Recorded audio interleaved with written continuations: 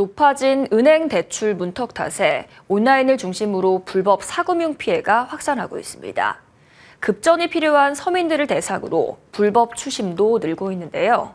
머니투데이 방송은 불법 사금융의 실태를 집중 조명하는 연속 기획을 준비했습니다.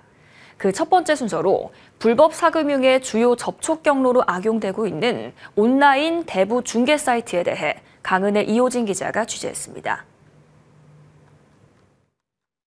지자체에 등록된 대부업체만 모여있는 대부 중개 사이트입니다. 자영업을 운영 중인 A씨는 최근 급전이 필요해 이곳에서 대출업체를 찾았습니다. 대표번호로 전화해봤지만 연결은 되지 않았습니다.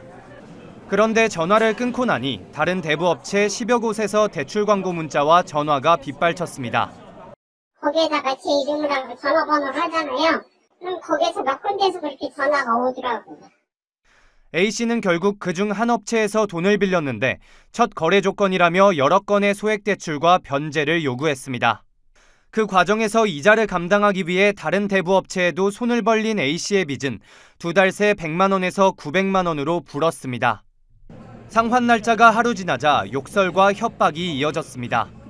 전화가 많이 오는 경우 하루에 90통이 오더라고요. 우리가 생각지도 못하는 심한 욕이나 말을 엄청나게 들었죠. 그냥 무조건 반말로. 그 어느 날 집에 가는데 버스가 오는데 거기 뛰어들고 싶더라고요. 이처럼 실상 운영이 되지 않는 등록 대부업체를 앞세워 소비자를 유인하고 실제 돈은 미등록 불법업체가 빌려주는 수법으로 이들 대부분은 법정 최고금리를 지키지 않습니다. 대출 중개 사이트들은 이 전화 영업이 아닌 대출 문의글에 댓글만 달 수 있습니다. 이 소비자의 개인정보 유출을 막기 위해 지난해 2월부터 시행된 조치인데 이 등록업체와 불법 사금융업체 간 짬짬이를 통한 연계 피해를 막기엔 역부족입니다. 관리 사각지대에 놓인 온라인 대부 중개 사이트와 쏟아지는 무차별 광고 속에 불법 사금융으로 내몰리는 취약계층은 매년 늘고 있습니다. 지난 8월까지 금융감독원에 접수된 불법 사금융 피해 건수는 9,700여 건, 1년 전보다 7% 증가했습니다. 이 중 불법 대출 중개 수수료를 부과하거나 불법 채권 추심을 하는 경우가 눈에 띄게 늘었습니다. 고금리, 불법 채권 추심 등 불법 사채 피해가 가장 규모가 큽니다.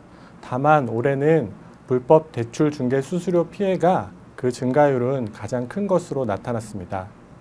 피해자들이 접근한 경우에는 단기에 초고금리 대출을 해줌으로 인해서 피해자들이 이자의 굴레에서 좀 벗어나지 못하게 하는 온라인 대부 중개 사이트가 불법 사채의 연결고리로 악용되자 금감원은 지난해부터 지자체와 합동 점검에 나섰습니다.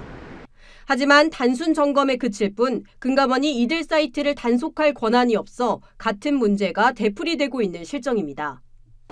이에 정부는 법 개정을 통해 대부 중개 사이트의 등록기관을 지자체가 아닌 금융당국으로 상향해 직접 관리 감독하겠다는 방침입니다. 머니투데이 방송 강은혜입니다.